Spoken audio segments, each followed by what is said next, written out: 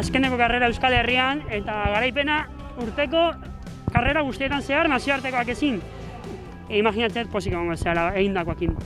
Bai, egia esan ez nuen espero, aurten pixka bat sobre la marcha hasi nintzen, eta bueno, ez da gaizki joan. Balorazio orokor bat, demoraldikoa? Ba, ez dakiz, pixka bat gora berekin ibili naiz, así que ez dakiz, ba, ni pozik nago, ondo adaptatu naiz eta ondo joan da, así que ba hori.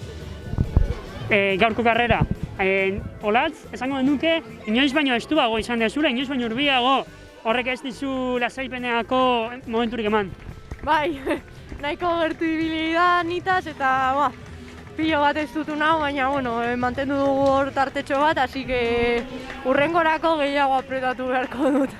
Zorionok, Paula, egin negu osoan zer egindakoagatik. Eskerrik asko.